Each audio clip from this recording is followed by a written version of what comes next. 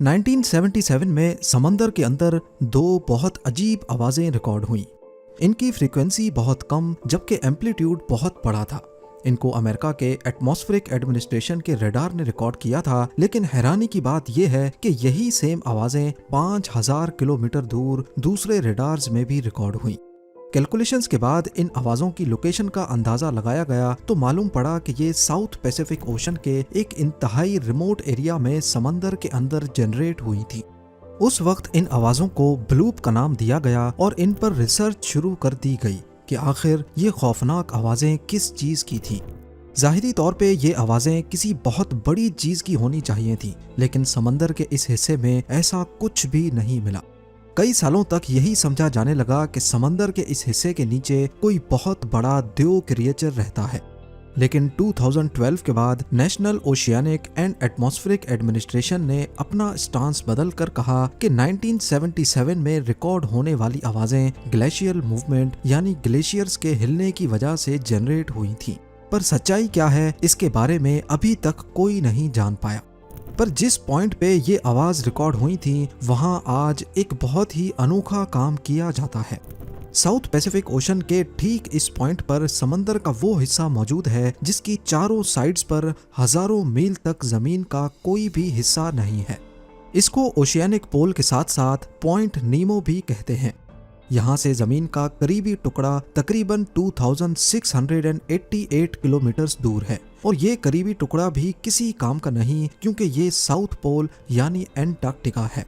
Point नीमो से करीबी आबादी वाला लैंड मास चिली का साहिली हिस्सा है जो 3334 किलोमीटर, जबकि दूसरी साइड पे न्यूजीलैंड है जो 4700 किलोमीटर दूर है। यही वजह है कि पॉइंट नीमो को दुनिया का सबसे वीरान और बयाबान हिस्सा तस्वुर किया जाता है। इतना वीरान कि यहाँ सबसे करीबी ह्यूमंस जमीन पे नहीं बल्कि हैरत अंगेज तौर पे इंटरनेशनल स्पेस स्टेशन में बैठे एस्ट्रोनॉट्स हैं, जो दिन में एक या कभी दो मर्तबा पॉइंट नीमो के 400 किलोमीटर ऊपर से गुजरता है। दुनिया से कटे रहने के बावजूद भी पॉइंट नीमो बेमकसद नहीं है। समंदर के इस हिस्से के नीचे इंसानों की वो इन्वेंशंस दबी हैं जिसके लिए कभी पैसा दरिया की तरह बहाया जाता था। जी हाँ, पॉइंट नीमो कब्रिस्तान है टूटी हुई सैटेलाइट्स, स्पेस क्राफ्ट्स और रॉकेट्स के टुकड़ों का। पर सवाल ये उठता है कि पॉइंट नीमो डिस्कवर होने से पहले सैटेलाइट्स को कहाँ गिराया जाता था, इनको गिराने की जरूरत ही क्यों पेश आती है, और सबसे बढ़कर सैटेलाइट्स को ठीक पॉइंट नीमो तक लाया कैसे जाता है। जेम टीवी की वीडियोस में एक बार फिर से खुशामदीद। नाजरीन, पॉइंट नीमो साउथ पैसिफिक ओशन में 22 करोड़ स्क्वायर किलोमीटर्स के एरिया पर फैला हुआ है। ये इतना बड़ा एरिया है कि इसमें दुनिया का सबसे बड़ा मुल्क रशिया भी फिट आ सकता है, और उसके बावजूद भी इतनी जगह बच जाएगी कि इजिप्ट जैसी 5 कंट्रीज फिट आ सकें। पर इन 22 करोड़ स्क्वायर किलोमीटर में इंसानों की कोई आबादी नहीं बसती। इंसान तो इंसान, यहाँ पानी के नीचे भी बहुत सारे सी क्रिएचर्स जिंदा नहीं रह सकते। रिसर्चर्स का मानना है कि यहाँ की कंडीशंस बहुत चैलेंजिंग हैं, जिसमें सी लाइफ के लिए जिंदा रहना मुश्किल हो सकता है। पॉइंट नीमो साउथ पैसिफिक ओशन के एक बहुत ही रिमोट और डीप एरिया में लोकेटेड है, जहाँ पानी का टेम्परेचर ठंडा होता है और न्यूट्रिएंट्स ना होने के बराबर। पॉइंट नीमो एक ऐसी जगह पर है जहां ओशियानिक करंट्स की वजह से यानी पानी के तेज बहाव की वजह से न्यूट्रिएंट्स की कमी होती है।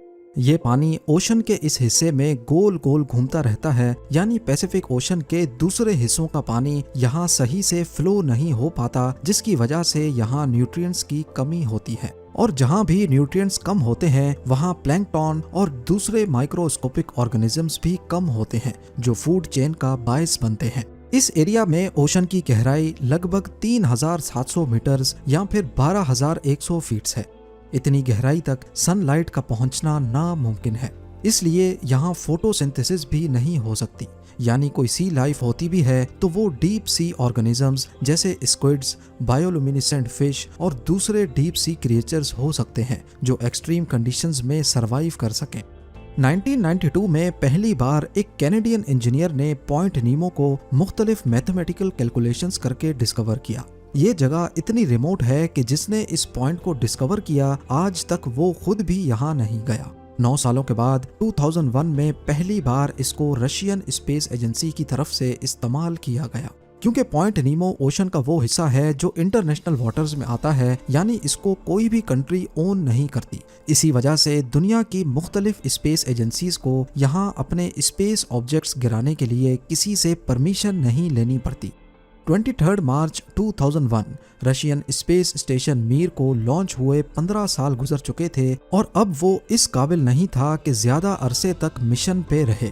तभी रशियन स्पेस एजेंसी ने उसको डी ऑर्बिट करके यानी अर्थ के ऑर्बिट से निकालकर पॉइंट नीमो में गिरा दिया।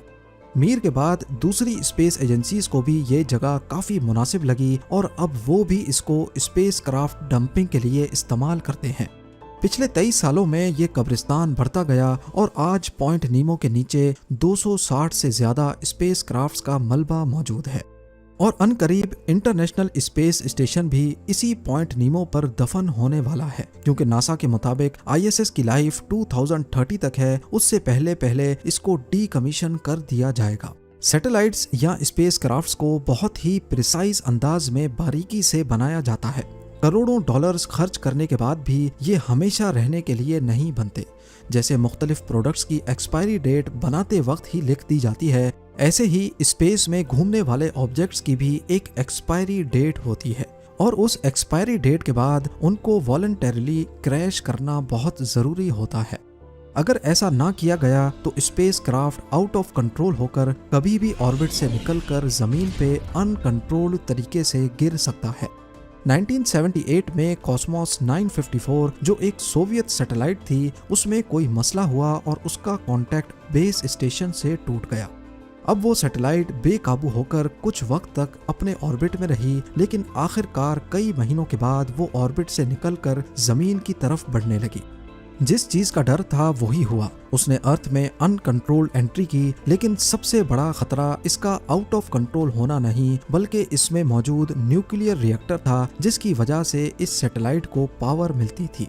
ये सैटेलाइट तो आसमान में ही जलकर राख हो गई, लेकिन रेडियो एक्टिव मटेरियल पूरे नॉर्थ कनाडा में फैल गया।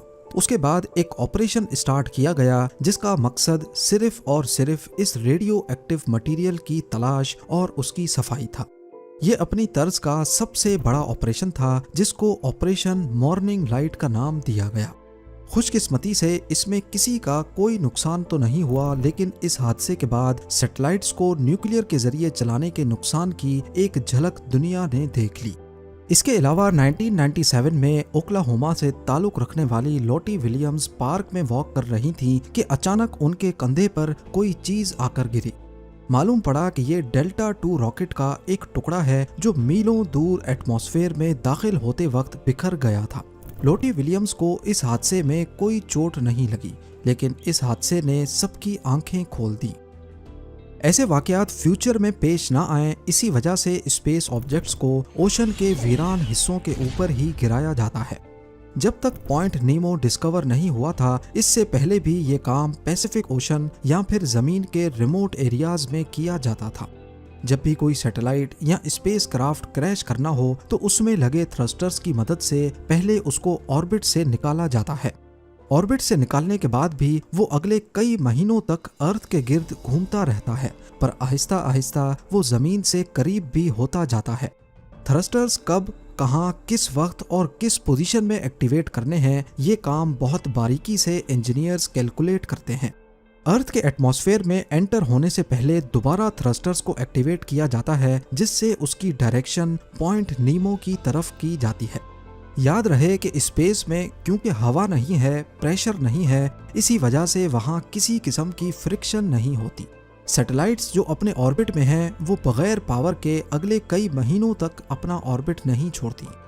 इनकी स्पीड बहुत तेज़ होती है, नॉर्मली 15,000 किलोमीटर पर आवर, और जब इसी स्पीड से वो एटमॉस्फेयर में एंटर होती हैं तो फ्रिक्शन की वजह से उनका टेम्परेचर 3000 डिग्री सेल्सियस तक बढ़ जाता है और वो एक फायर बॉल की शक्ल इख्तियार कर लेती हैं। ये टेम्परेचर उनमें लगे मेटल को गलाकर राख कर देता है और ज्यादातर केसेस में मलबा गिरने से पहले ही भाप बनकर उड़ जाता है। लेकिन कभी कभी कुछ मलबा जमीन पर भी आ गिरता है, जो अगर आबादी के ऊपर गिरे तो भारी नुकसान भी कर सकता है। यही वजह है कि इनको पॉइंट नीमो के 22 करोड़ स्क्वायर किलोमीटर के एरिया पर टारगेट करके इंसानों को इसके नुकसान से महफूज रखा जाता है। बात की जाए नाम की तो नीमो एक लैटिन वर्ड है जिसका मतलब है नो वन, क्योंकि यहाँ ना इंसान रहते हैं ना समंदरी मखलूक, और ये लोकेशन भी कुछ ऐसी है कि यहाँ से शिप्स का गुजर भी नहीं होता। वेसल्स ऐसी लोकेशंस को अवॉइड करती हैं जहाँ प्रॉब्लम की सूरत में मदद आना मुश्किल हो।